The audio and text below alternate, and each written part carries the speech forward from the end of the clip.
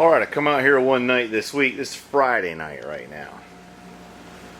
And it's raining again. And notice an odd smell. And then also notice this. You know what that is? What? That's lake transmission fluid.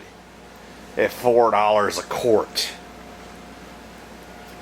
So, undoubtedly, after we shut it off, and after I had filled it up with fluid and realized it wouldn't back up, only drive forward, the converter drained down and it's coming out either the dipstick hole or the kickdown cable hole. And since I installed the dipstick, I bet you it's the kickdown cable hole, which I did not check. So the transmission's coming out since it won't back up, and that's inconvenient as all get out. Right? Right? Yeah. Are you listening to me? Yeah. Okay, just checking. And I'm gonna rebuild that.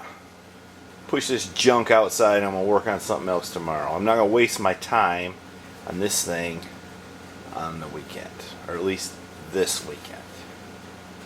I think once the transmission gets back in it, I might need to pull the front of that motor off, timing cover and all, and just make sure he's got things lined up in there right, because this thing still don't act all that healthy. And another reason to do that is puking oil all over the floor when it runs. So clearly some things could have been missed by this professional mechanic what owned it before us. Right? And also, I think I'm going to go look at some Crosleys tomorrow. If the guy don't back out on me or get lazy or sleep all day or whatever it is people who don't do what they say they're going to do. Are you sure you need more vehicles? What's that? Are you sure you need more vehicles? What kind of question is that, man?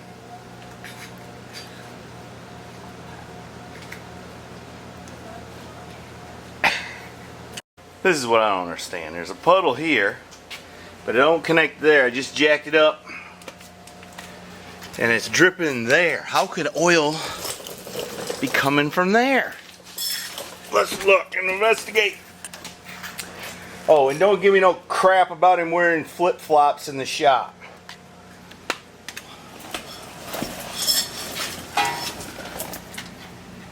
And it's pouring out over there. It's coming out the transmission speedometer cable hole. Boy, ain't that quite a mess, huh? Well, got the back jacked up. I think I'm gonna have to go buy some Floor Dry since I'm out for this big super mess. Alright. We got a Valdez situation going on here, so I'm gonna have to stop what I was doing and go get some kitty litter or something to soak up that mess where I can roll around under there and not be full of transmission fluid. And then I'm gonna jerk that transmission out, and I think I'm gonna let my cousin rebuild it. I could do it, but sometimes you gotta divide and conquer, you know.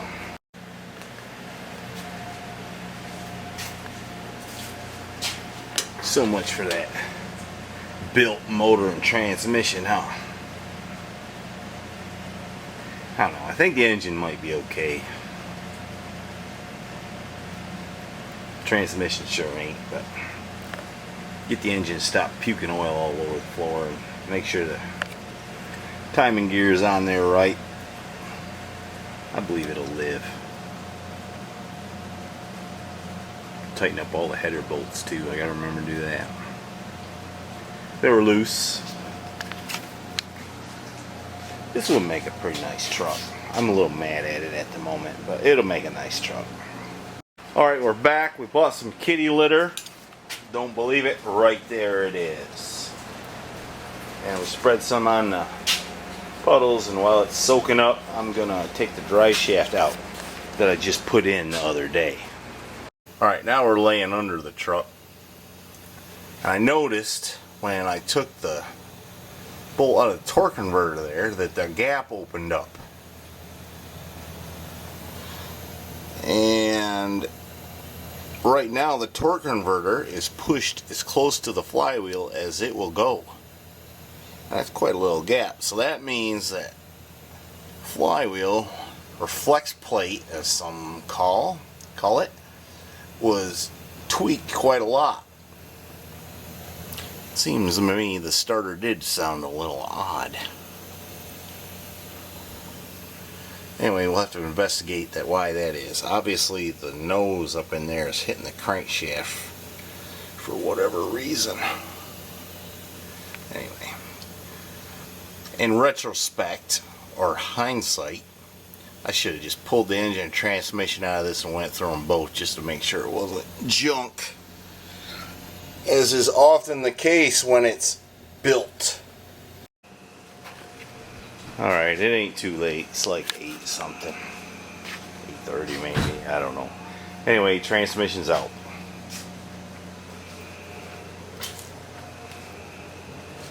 A short tail shaft turbo 350. But there ain't no turbo on it. This is what they call it, turbo hydromatic. I don't know why they call it that. Alright, come morning, we'll push this thing outdoors, and then we've got to bring in the GMC, which has sprung a leak on the steering gearbox. And I'm going to have to clean off my workbench and use this here kit to seal that up. Hey man, you want to ring the bell?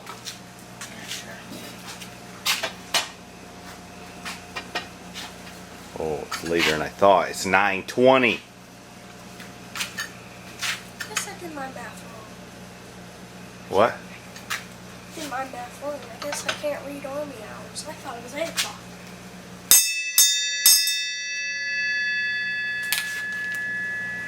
Alright then. Ta-ta for now.